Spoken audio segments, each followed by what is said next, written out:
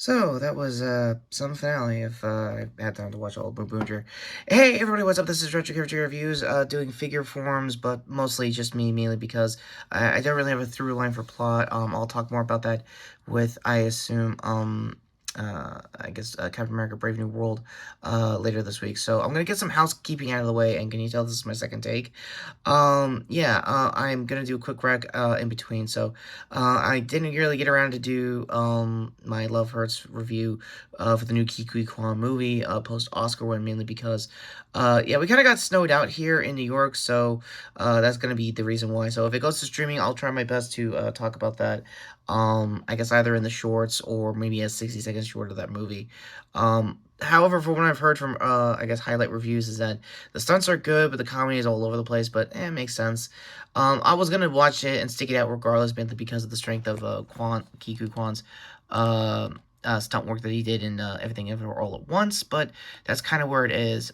Since I'm also here and I got time, quick preview, I'm absolutely going to do my Invisible review before Brave New World later this week, and so far for the first 3 episodes, a good reminder of what's going to be the stakes going into this new chapter in Mark's life with the Blue and Black. I'll talk more about that with comics ties as well. So with that all being said, we're going to do some quick light Toku roundups, mainly because Boonboomger just ended. And another thing I kind of noticed when I was even doing the crossover reviews, go to my last review for that, by the way, is that there really hasn't been them seeing the previous Sentai, which of course was King Oger.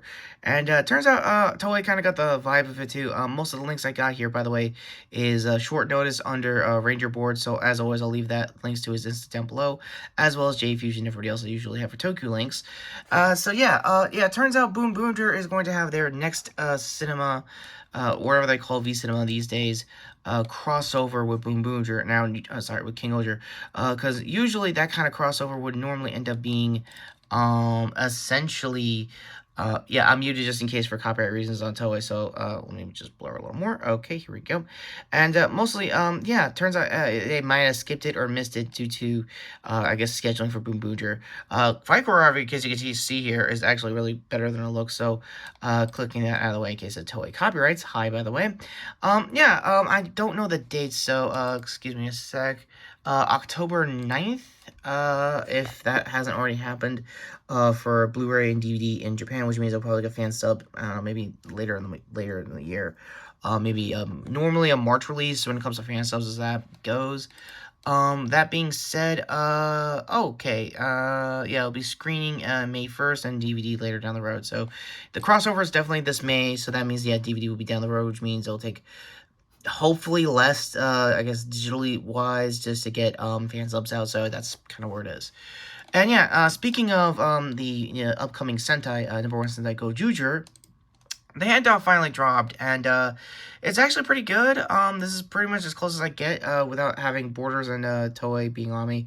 It's a good showcase, like most Sentai hand-ups was in the past. I don't want to say Goju Red over here is the most show-offy with his wolf ish tides, but it kind of makes some sense. Speaking of the new Sentai, I did get around to watching the episode 0, which was the all mecha fight of all the previous Sentai Zords, and got a big pop, obviously, for Zyuranger, otherwise known as Mighty Morphin's Zord down here for the Dino Zord, and turns out the CG has not changed. Makes sense. The majority of the last 50 years of mecha were suit actors, so it was kind of weird seeing them in CG. As someone who did the 30th anniversary review for Mighty Morphin a few years ago, so good with that review as well. That all being said, it's a good start, and the marketing is looking, like I said, just fine. So again, go to Ranger Board's Insta for more details, and obviously Hakilas and other Toku tubers.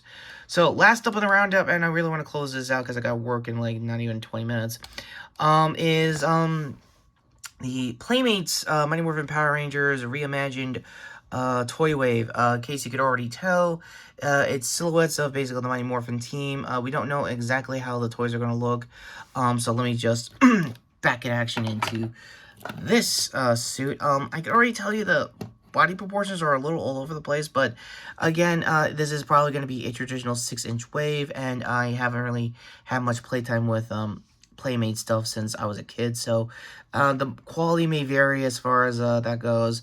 I know, like, everyone who's basically hoped for when this new line was dropped after the failure of course, Lightning Collection, as you guys can see here, is that there will probably be some quality control, hopefully not really overly muscled, which was always the problem, even in, like, the Bandai America days.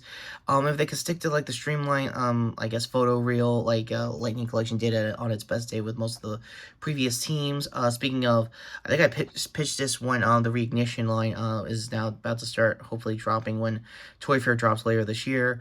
They could do 20th or anniversary special waves of, like, specific teams.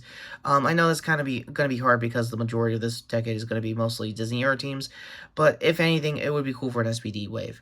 So that's really it for my overall thoughts. Again, there's I think Playmates only just dropped a trailer for the silhouettes, and yeah, it's hopefully the full team as a wave, which would be pretty okay as is, but like a multi-pack, kind of like my previous review of the Alien Rangers, just to get like the Mighty Morphin stuff out of the way, which is always like the big hurdle when new toy lines and companies get a hold of Power Rangers. They just want to like push the Mighty Morphin button until it stops printing money, which in case you could tell, it kind of happened in Hasbro's case.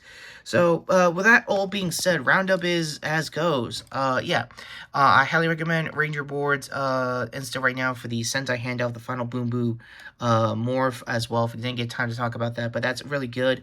A lot of good episode 1 digs, kind of makes sense because it is the series finale for last year's Sentai. The handoff is actually really good for what it is. Trying my best to avoid toy copyright. Sorry, guys. Links, as always, in card above for the full handoff if I can find the raws for that eventually. And with that all being said, and hopefully with renewed optimism for at least a new toy line goes, this is Retrokid review saying, yeah, Engar is finally coming up to more punching bags over there. Yeah, I really gotta get these guys' names later this year for my Brave New World review out later next week. Sorry, later this week. And yeah, other guys over here to my shorts playlist, to hopefully my final shorts for Critical Role Campaign 3. And also, as of this week, I will be trying to do a write-up review for Campaign 3. I'm still trying to digest after the 8 hours of that runtime. And with that all being said, yeah, morph here to the new, well, not really, almost broken armor here, to sub the channel, hit the notification bell down below. And until next time, I'm Retrokid review saying, yeah, they really got to show more for those silhouettes. Also, no White Ranger, Tommy? Like, I know they're going to do Season 2 stuff, but, like, they're not going to just do old sculpts just to save time for, like, Rocky and Aisha and Adam, right? Right, Playmates?